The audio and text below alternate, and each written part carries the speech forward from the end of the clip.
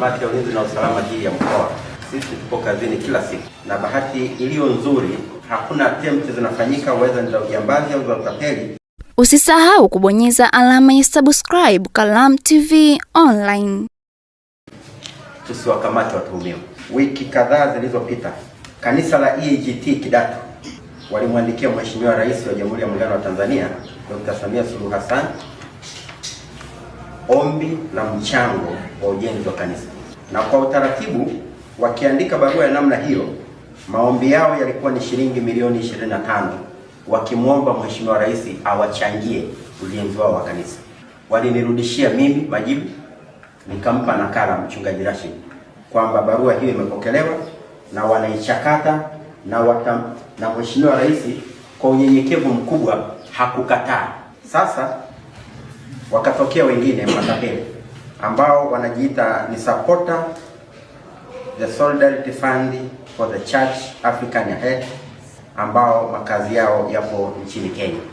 Hawa mabwana hawa waliandikia kanisa Evangelist Church Assemblies of God hawa Kidatu Tabora hapa, wakiwajibu barua ile waliomwandikia Mheshimiwa Rais, wakiwaambia kwamba ombi la ufadhili wa ujenzi wa kanisa, waliomba mchango kwa Mheshimiwa Rais wa shilingi milioni 25 amalizie kanisa lao. Wakamtafuta huyu bwana, wakamwambia, kwanza tunakupongeza kwa maombi yako ambayo ulimwandikia Mheshimiwa Rais barua, akitaka kuonyesha kwamba Mheshimiwa Rais amewaelekeza taasisi hiyo kwamba, na akionyesha kwamba unapoomba maombi kwa Mheshimiwa Rais anazo taasisi anazozielekeza kulingana na maombi ambayo umeyaomba.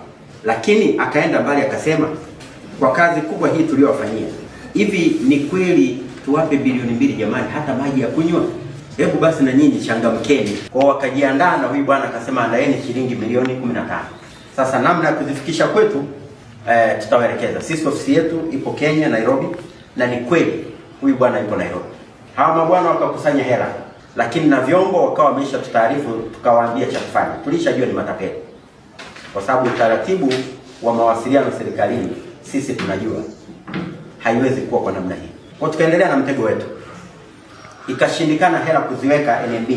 Ilibidi sasa mchungaji aende wakutane na Manga, huyu atoke Nairobi wakutane na Manga amkabidhi mzigo wake.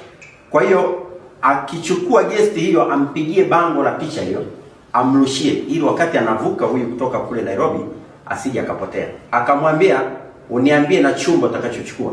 Huyu bwana akachukua chumba namba 1, akapiga picha akamrushia, ukija guest fulani nipo chumba namba 1. Kwa hiyo akaja kuchukua hela zake, akamatwa. Ndio hapa mnamuona makanisa ambayo tayari ameisha yafanyia utapeli. Kanisa la kwanza ni kanisa la EAGT Kidatu ambalo lipo hapa Tabora, lakini kuna EAGT Viwege Dar es Salaam. Kuna mchango wa gari la kanisa la Mennonite kule Arusha. Kuna kanisa la Waadventista wa Sabato kule Bukoba ambapo eneo linaitwa Mafumbo. Kanisa la Kristo kule Buzuruga Mwanza. Kuna kanisa la Waadventista wa Sabato kule Kichangani mtaa wa Kange kule Tanga.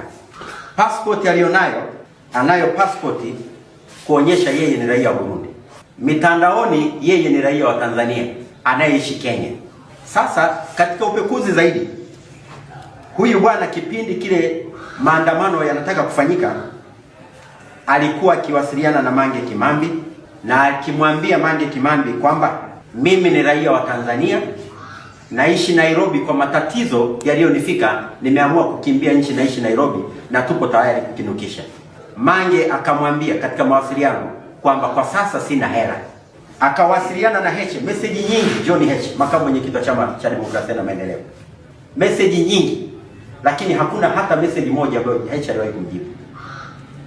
Akimwambia hivi, mimi naitwa fulani bin fulani, nimekimbia nchi, nipo Nairobi, ni Mtanzania, tupo tayari kukupa support, tupo tayari kuandamana, tupo tayari kutoka tarehe 29. Heche hakumjibu. Anazo namba ambazo anasema kwamba kuonyesha utanzania wake, anawasiliana na Masauni ambaye ni waziri, anawasiliana na Mchengero ambaye ni waziri. Kitu cha uongo, anazo namba tu lakini hamna mawasiliano yoyote. Kwa ukimfikia kama kuna aina yoyote ya uhalifu, anakuonyesha namba za mawaziri na viongozi wengine wengi wa nchi hii. Kwa tunamkabidhi kwenye vyombo vitaendelea naye, tutajua kiini ni nini. Nimekosea sana, na pia nimekosea wewe mheshimiwa mkuu wa mkoa ambaye ni mwakilishi wa mheshimiwa rais.